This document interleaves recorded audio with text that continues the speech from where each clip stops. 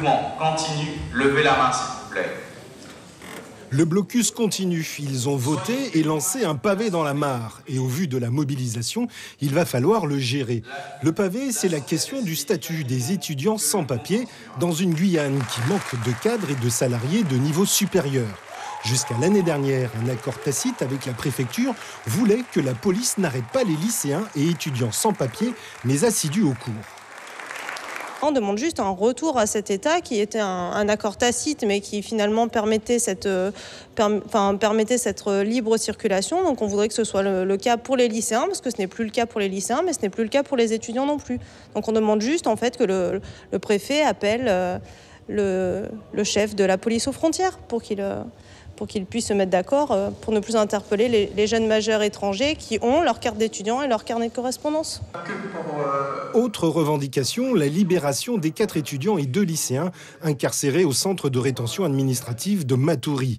Hier après-midi, ils ont manifesté devant le CRA et ce qu'ils ont vu les a regonflés. J'ai vu des personnes vraiment qui sont maltraités parce que je dis maltraités, le traitement qu'ils reçoivent là-bas n'est pas du tout humain. Dans une région avec un fort déficit de jeunes formés et qualifiés, il est incompréhensible pour ces étudiants qu'on fasse la chasse aux sans-papiers. Quand vous arrêtez un étudiant, c'est comme si vous dites bon là ça arrête. Tous vos rêves s'arrêtent ici, pas besoin de contribuer à la Guyane, pas besoin de mettre la main au développement même de la Guyane. Or, nous dénonçons ces actes. Nous ne voulons pas que ça continue comme ça. C'est pour ça que nous sommes ici présents, pour dire que non, on ne veut pas ça pour la Guyane. On ne le veut pas pour l'université de la Guyane, mais aussi pour la Guyane, pour le pays. Comme un effet double peine, les frais de scolarité vont augmenter à la rentrée prochaine. Plus 2 600 € pour une licence et plus 3 300 € en master. C'est plus qu'une double peine, c'est le rejet total. Un étudiant qui est en situation régulière, on lui demande de payer jusqu'à 3 000 € pour se faire inscrire en licence.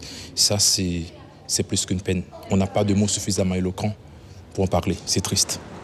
Ce matin, lors de l'AG, les étudiants ont aussi débattu d'une polémique autour d'un mouvement qui serait uniquement celui de la communauté estudiantine haïtienne. Un écueil, un argument de division, une stigmatisation qu'ils réfutent.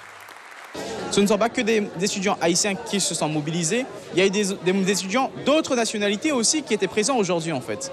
Donc voilà, il ne faut pas que l'on stigmatise et que l'on dise que ce sont les Haïtiens qui font ceci, qui font cela, ce sont les étrangers. Non, ce sont les étudiants. Un point, c'est tout. De son côté, l'université a proposé d'exempter les étudiants hors communauté européenne des frais d'inscription pour la rentrée prochaine. Mais cette solution provisoire ne satisfait pas. Le mouvement continue donc dans le quasi-silence assourdissant de la classe politique locale.